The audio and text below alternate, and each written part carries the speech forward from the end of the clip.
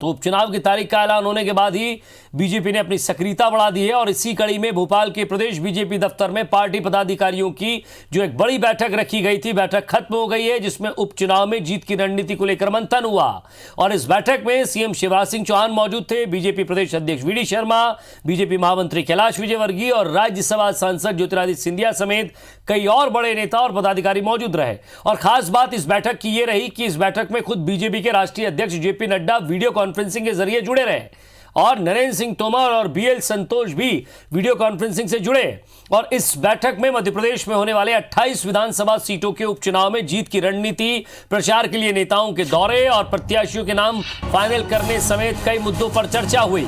तो बड़ी खबर आपको भोपाल से बता रहे हैं, एक लंबी बैठक चली है भोपाल बीजेपी दफ्तर में और पार्टी के बड़े पदाधिकारी मौजूद रहे। शिवराज सिंह चौहान, ज्योतिरादित्य सिंधिया, प्रदेश अध्यक्ष वी डी शर्मा, संगठन महामंत्री सुहास भगत, कैलाश विजयवर्गीय, तमाम बड़े नेताओं ने बैठक करके मंथन किया और उपचुनाव में किस रणनीति से अब आगे बढ़ना है, क्योंकि तारीखों का ऐलान हो चुका है। उसके बाद अब नाम जो है वो फाइनल करने हैं, क्योंकि हालांकि दिल्ली का दौरा हो चुका है, नाम फाइनल हो गए हैं। अब वो लिस्ट कब जारी करते हैं ये बीजेपी के ऊपर डिपेंड करता है। लेकिन अभी हमारे संवाददाता से हम जानने की कोशिश करेंगे कि आखिर नामों को लेकर क्या मंथन हुआ है।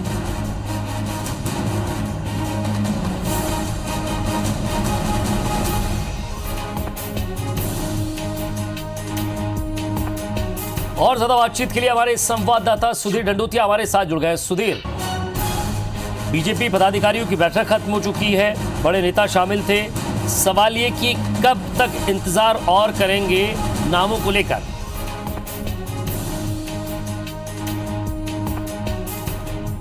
चलिए सुधीर से जुड़ने की कोशिश करेंगे। हम आपको बता दें कि बीजेपी दफ्तर में घंटों चली यह बैठक खत्म हो गई है। इस बैठक में बड़े नेता शामिल रहे।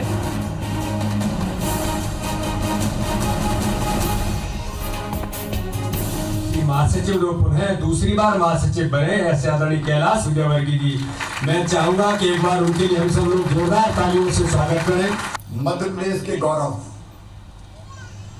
कुशल रणनीतिकार और लोकप्रिय नेता आदरणीय श्रीमान कैलाश विजयवर्गीय जी, दोनों हाथों पर उठा के तालियां बजा के स्वागत कीजिए, अभिनंदन कीजिए। जब मध्य प्रदेश के ऐसे हमारे 4 नवरत्न राष्ट्र पटल पर भारतीय जनता पार्टी के राष्ट्र कार्यकारिणी में सुशोभित आज हो चुके, मैं बधाई देना चाहता हूं हमारे चारों महानुभावों को आज के इस दिन पर।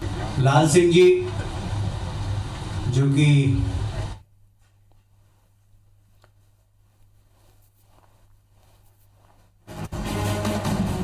चलिए सुधीर हमारे साथ जुड़ गए। सुधीर, लगातार बैठक चलती रही, मंथन होता रहा, टिकट को लेकर क्या बातचीत हुई, क्या आगे की रणनीति है बूथ सेक्टर पर, और साथ ही साथ अब प्रचार को लेकर क्या तकनीक अपनाएगी बीजेपी?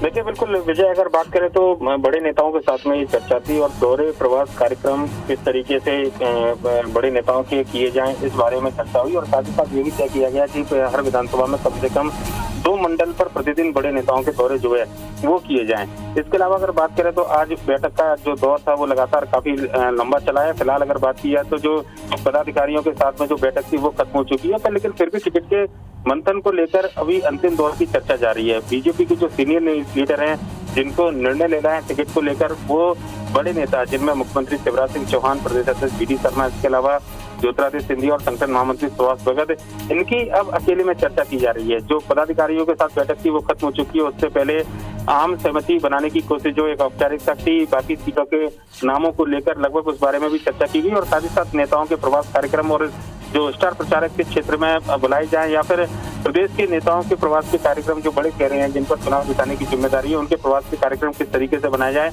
इन तमाम बिंदुओं पर ये पूरी चर्चा रही है।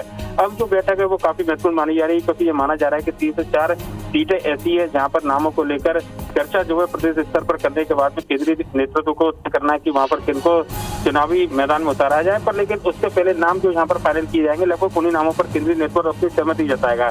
आगर सीट की बात करें, जौरा सीट की बात करें या फिर हम ब्यावरा सीट की बात करें, ये वो सीटें हैं जहाँ पर माना जा रहा है कि उपचुनाव क्योंकि विधायक के निधन से खाली हुए हैं, लिहाजा यहाँ पर ज्योतिरादित्य सिंधिया या फिर कांग्रेस से आए हुए विधायकों का दावा नहीं बनता है। ऐसे में बीजेपी अपने कार्यकर्ताओं को टिकट यहाँ पर देगी, लिहाजा उन नामों पर विचार मंथन किया गया है। जौरा में कई दावेदार थे, पर लेकिन आखिर अगर नामों की हम बात करें तो सूबेदार सिंह सिकरवार है यहाँ पर, जो कि प्रबल दावेदार के रूप में, और ये माना जा रहा है कि लगभग उनका टिकट यहाँ पर फाइनल माना जाएगा। पर लेकिन कई सारे क्षेत्र के जो बीजेपी के विधायक है वो उनका विरोध कर रहे हैं, जिसके चलते यहाँ पर विरोध पास करने की कवायद भी की जाएगी। इस बारे में भी इस बैठक में चर्चा हुई है। इसके अलावा आगर मालवा में लगभग 2 से 3 दावेदार बने हुए हैं। यहाँ पर जो बंटी ऊंटवाल है, मनोहर ऊंटवाल के बेटे, उनका दावा सबसे मजबूत बताया जा रहा है। पर लेकिन रेखा रत्नाकर, इसके अलावा चिंतामणि मालवी और जो दूसरे तमाम दावेदार है, उन्होंने भी आज भी आकर बीजेपी प्रदेश कार्यालय में अपना दावा ठोका है। ऐसे में नेताओं को समझाइश भी दी जाए और नामों पर अंतिम रूप भी दिया जाए, ये विचार मंथन भी किया जाएगा। साथ ही साथ अगर बात करें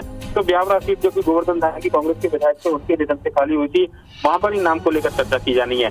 आज भी राजगढ़ से कई सारे नेता इस टिकट की दावेदारी के लिए यहाँ पर आए थे, पर लेकिन माना जा रहा है कि नाराज सिंह पवार जो कि पिछले चुनाव काफी कम अंतर से हारे थे, उनके नाम पर सहमति बनती हुई नजर आ रही है। पर लेकिन अंतिम दौर की चर्चा है और देखना होगा इस चर्चा के बाद में टिकटों को लेकर क्या कुछ जो नाम है उन पर सहमति बन पाती है। पर लेकिन इससे पहले जो बैठक थी वो काफी महत्वपूर्ण बैठक, खासकर चुनाव की रणनीति को लेकर, बूथ मैनेजमेंट को लेकर, नेताओं के प्रवास को लेकर और प्रचार का जो तरीका है बीजेपी का, किस स्वरूप में किन नेताओं को कहां पर पहुंचाया जाए, इस बारे में विस्तृत रूप से चर्चा की गई और सभी नेताओं को अलग अलग क्षेत्र में चुनाव जिताने की जिम्मेदारी दी। जी शुक्रिया सुधीर। तो मैराथन बैठकों को दौर जारी है, एक बैठक खत्म हो चुकी है, दूसरी बैठक चल रही है और वही नामों पर मंथन हो रहा है। और सवाल ये भी कि जो लोग समीकरण बिगाड़ सकते हैं, टिकट की दावेदारी कर रहे हैं, उनको भी मनाना जरूरी होगा। बहुत बहुत शुक्रिया सुधीर, तमाम बातचीत के लिए।